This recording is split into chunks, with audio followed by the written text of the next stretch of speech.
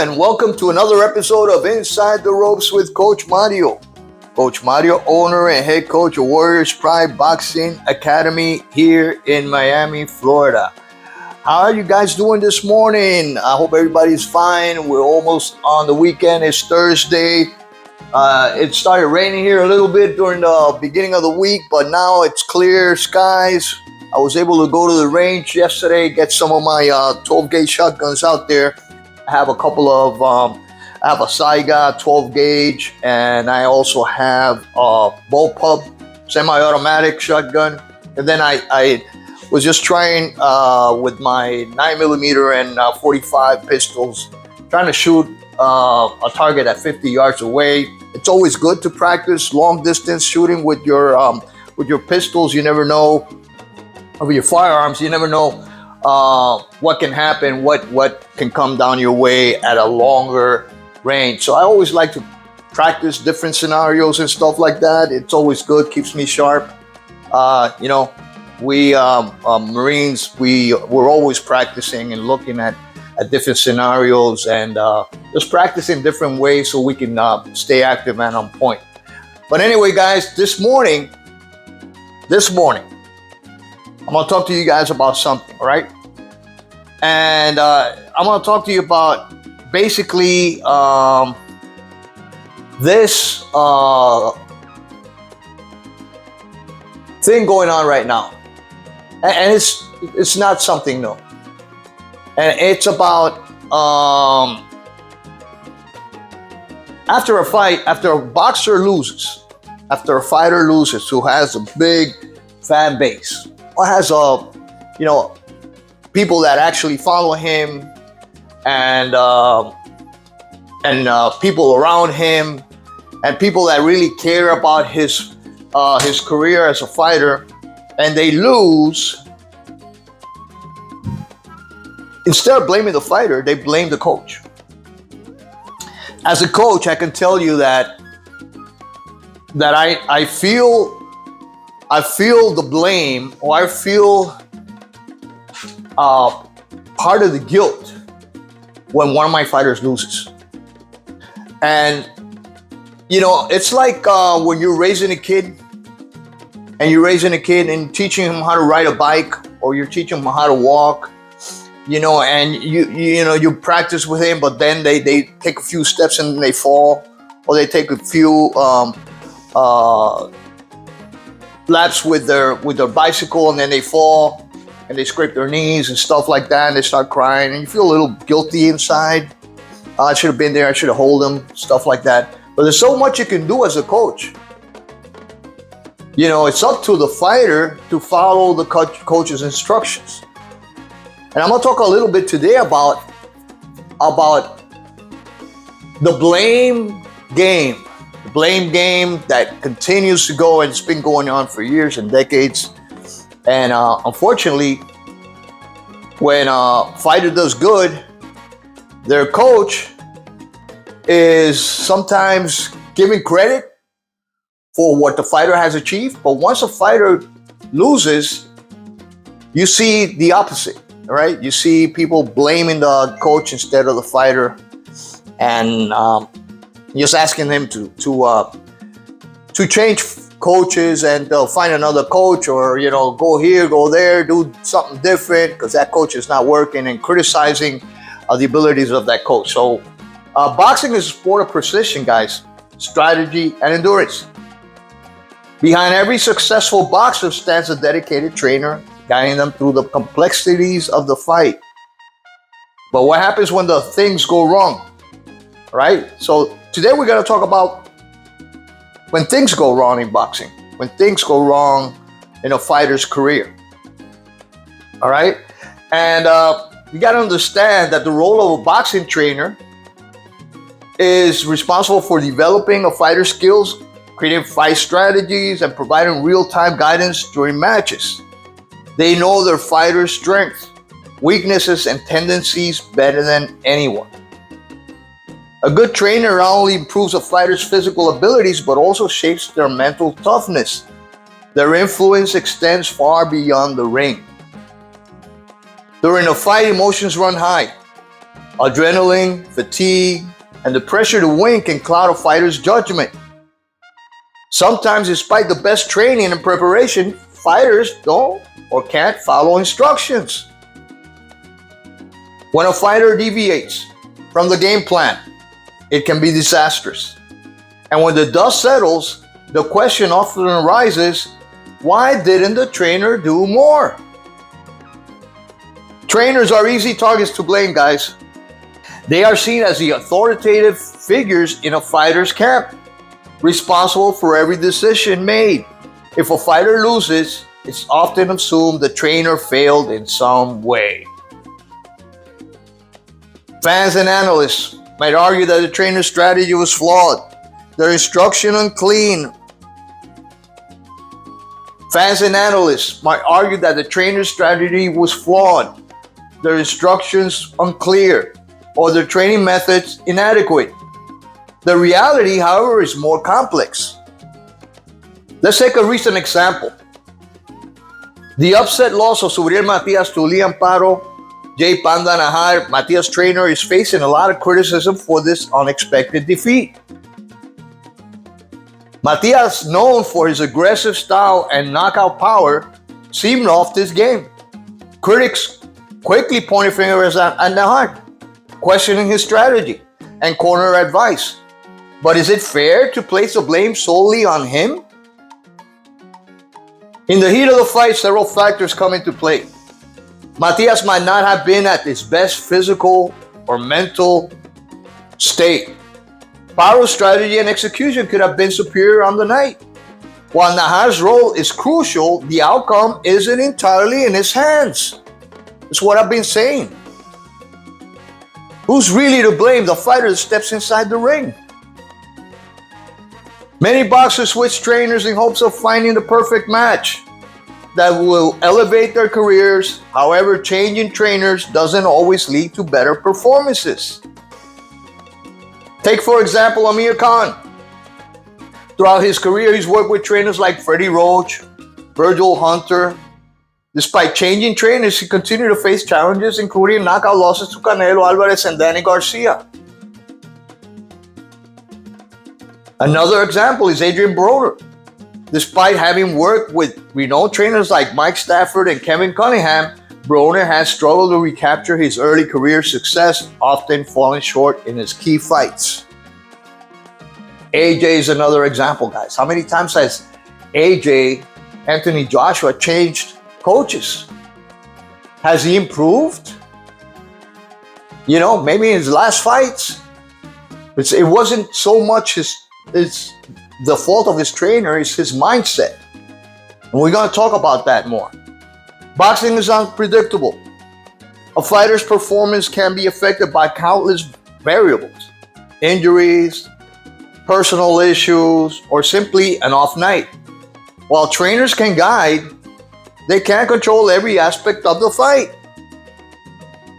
A loss isn't always a sign of poor training.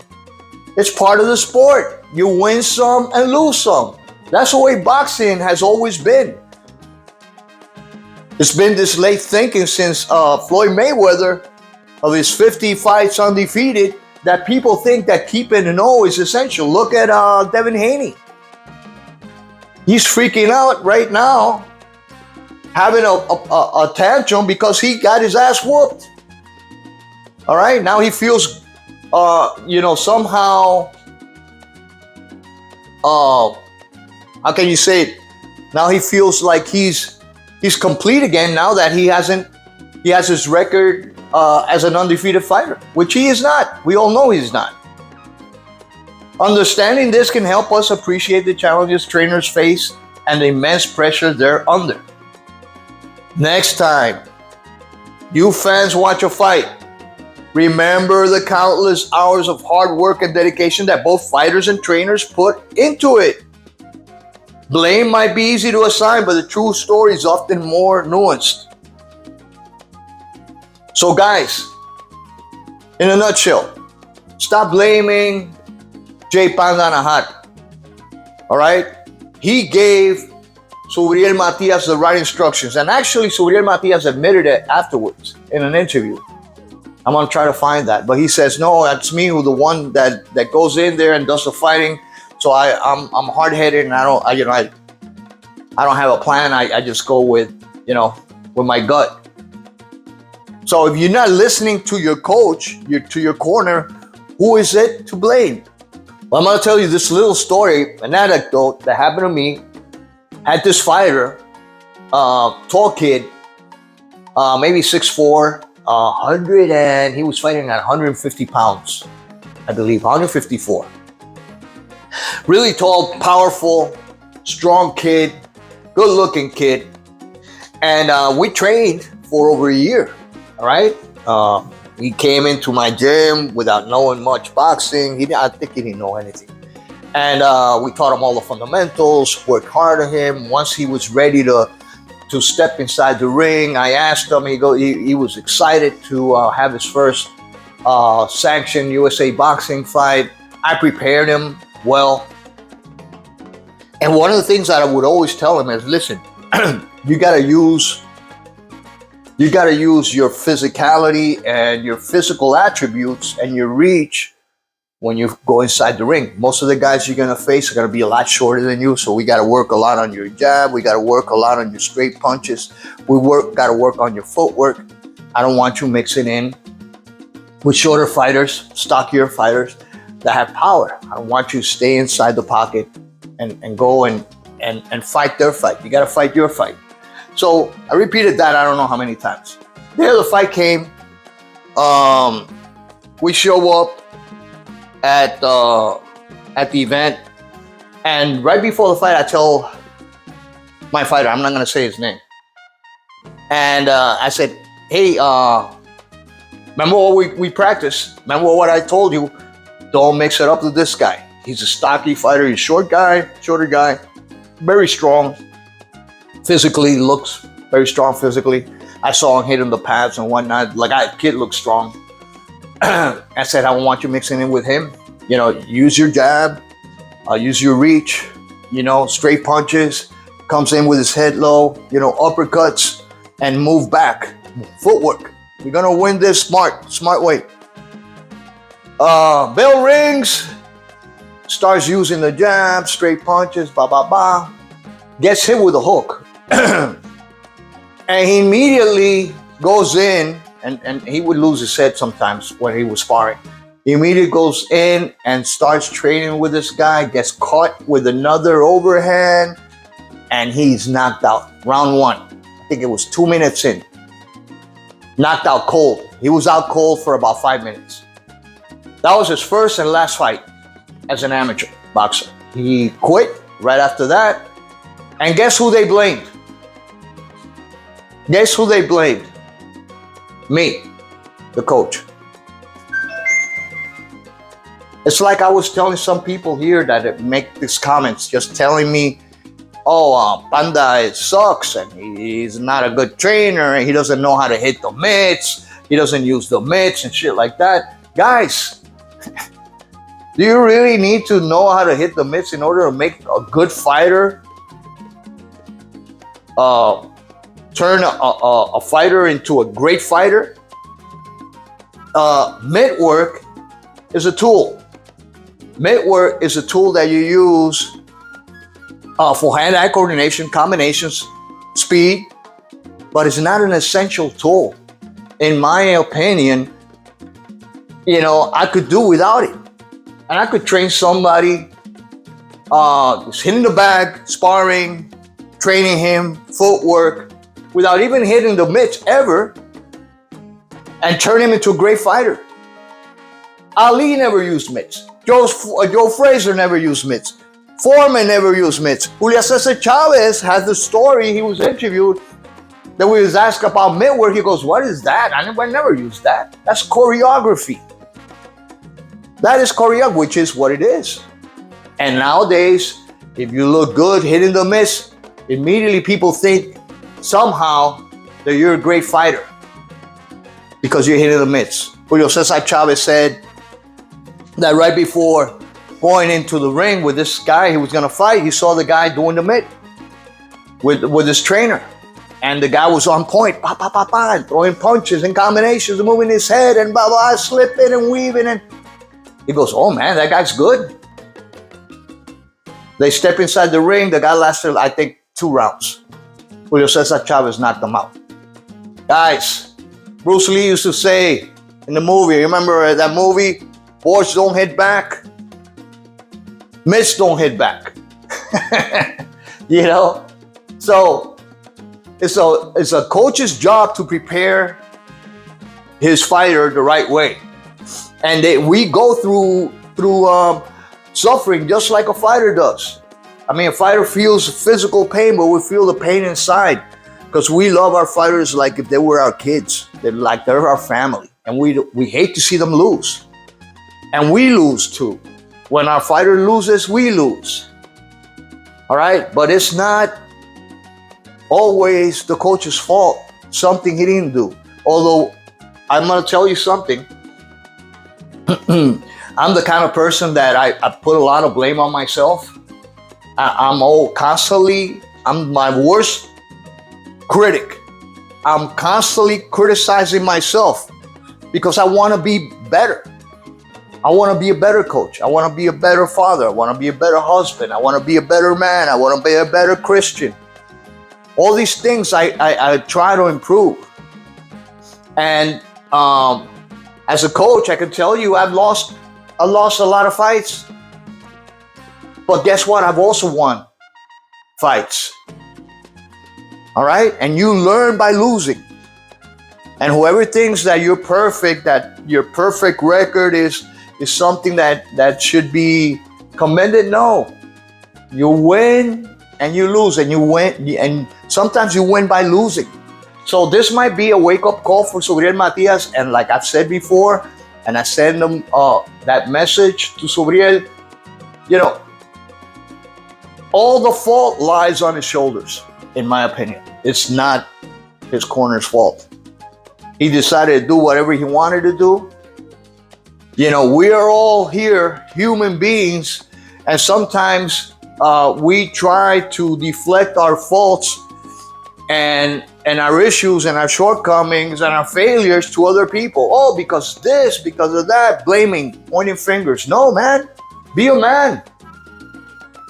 I can tell you I blame myself for a lot of shit that's happening in my life.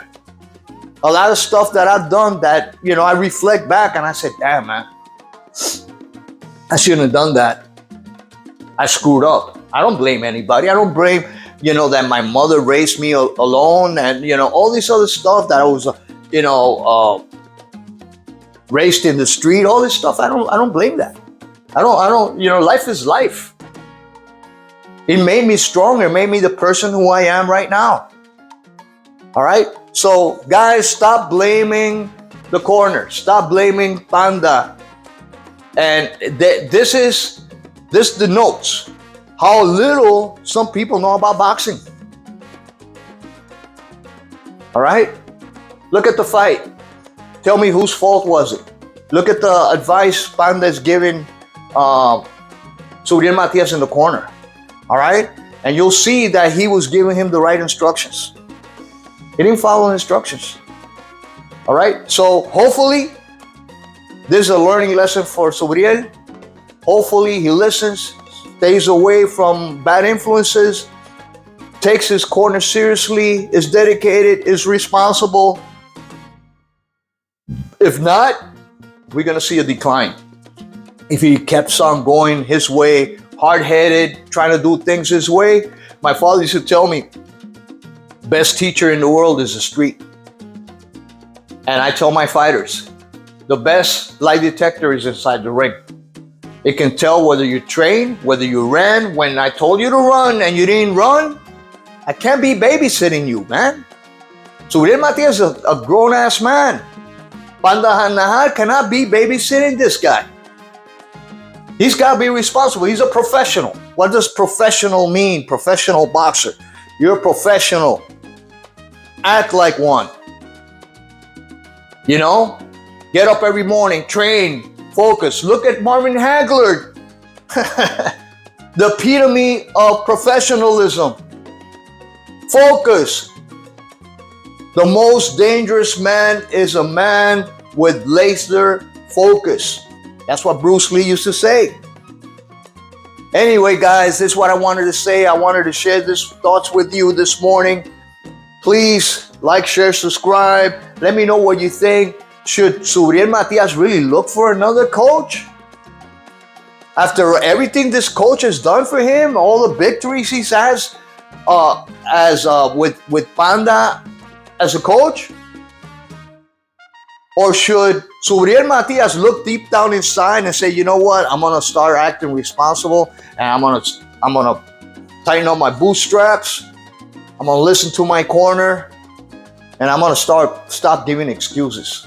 And I'm not saying he's giving excuses, but a lot of people are giving excuses for him. But anyway, guys, this is all for now. Until next time, this is Coach Mario, owner and head coach of Warriors Pride Boxing Academy, saying hasta la vista. God bless you all, and peace.